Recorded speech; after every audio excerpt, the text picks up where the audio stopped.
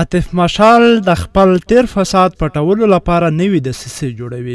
کله چې عاطف مشال د افغانستان کرکټ بورډ چیرمن و، نو په کرکټ بورډ کې د فراخ فساد زمینه مساعده کړې وه، چې نه یوازې عاطف مشال پکې خپل جیبونه ډکړل، بلکې شفیق ستانکزي، شیرغه همکار او نورو کسانو هم د کرکټ بورډ نه خپل شخصي شرکت جوړ کړی و، او څه چې غوښتل هغه یې کول. هغه مهال هم په خبريال ویب سایټ کې په دې اړه څو لیکنې خپرې شوې وې چې دوی له کرکټ بورډ څخه شخصي او سیاسي اداره جوړه کړې ده، چې هر چیرته پکې خپل خپروان، ملګري، دوستان او سیاسي یاران روان کړي وي، او ټول مصارف یې د کرکټ بورډ له بودیجې ورکول کیږي. خو خیر، عاطف مشال له کرکټ بورډ څخه لرې شو، او څو میاشتې وروسته ورپسې شفیق ستانکزی هم له کرکټ بورډ څخه لرې شو. خبره خو دا وه چې باید دا کسان څارنوالۍ ته معرفي شوي وای او ورسره د فساد حساب شوی وای. عاطف مشال ولسمشر غني په اسلام آباد کې د افغانستان سفیر کړ، او شفیق ستانکزی اوس هم په بهرنیو هیوادونو کې په موضوع کې ګرځي. ولسمشر په عاطف مشال د سفارت او کرکټ دواړه تباه کړل.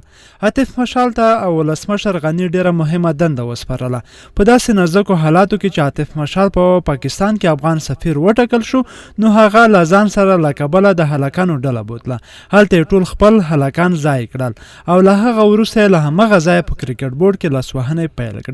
خبره تر دې ځایه راورسېده چې اخر هم ځان د کرکټ بورډ غړی وټاکه، او اوس د پاکستان سفارت خپلو هلکانو ته پرېښی او په خپله په کابل کې ناست دی. د کرکټ بورډ په اړه دسیسې جوړوي. هغې سره همدا ویره ده که له دې هر څه یې ځان افیرله کړ، نو یې فساد ولس ته ښکاره کیږي. د کرکټ بورډ له چارواکو سره د یوې نرسمي ناستې بشپړ راپور همداراز هغه په کرکټ بورډ کې خپله ډله جوړه کړې وه، او دې لپاره یې هم نه غوښتل چې هغه ډله خرابه شي. اوس په دې هڅه کې دی چې کرکټ بورډ په مهمو ځایونو کې خپل کسان مقرر کړي، او همداراز د ملي لوبډلې ټاکل هم د ده په خوښه وشي.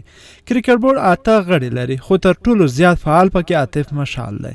ویل کېږي چې هغه اوس په کرکټ بورډ کې هغه کسان غواړي چې د ده خوښ نه دي، او اخترونه ورته ورکوي چې څارنوالۍ ته به یې معرفي کړي. دا په داسې حال کې دا کار کوي چې د ولسمشر غني سلاکار ضیاءالحق امیرخیل هم ورسره دی. مشال صاحب میشن دی پوره شو. ضیاءالحق امیرخیل هم باید یاد ولري چې که د مشال سره په ګډه د افغانستان کرکټ همداسې له تباهۍ سره روان وساته، نو مشال خو به هیڅ کله هم ولس ونه بخي. ضیاءالحق امیرخیل به هم د ولس ته د بخښلو وړ نه وي، ځکه دا هر څه د هغه د سترګو وړاندې کیږي، او هغه ورته غلی ناست دی. موږ ډیر مخکې هم دا خبره څو ځلې تکرار کړې وه چې عاطف مشال باید وپوښتل شي، ځکه هغه چې کله د کرکټ بورډ چیرمن و، هم له پاکستان سره ډېرې نږدې اړیکې درلودې. و چې پاکستان کې افغان سفیر دی، نو ټوله میاشت په کابل کې تیروي. څه خو شته چې آرک پرې سترګې پټې کړې، او دې سړي ته خلاص مټ اجازه ورکړې ده. د عاطف مشال یوه بله بربنډه غله ولسمشره، ولس څه په ګران او مبارزو دا سړی له کرکټ بورډ لرې کړ، او کرکټ بورډ یې له ده څخه وژغوره.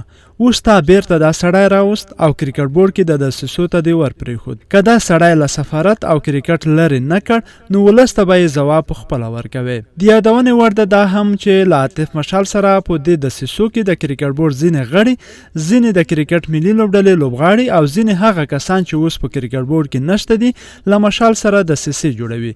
په کار خدا وه چې شفیق ستانکزی او شیرغه همکار هم په وخت څارنوالۍ ته معرفي شوی وای، خو اوس ټولې خلاصې تڼۍ ګرځي. لیکوال بریالی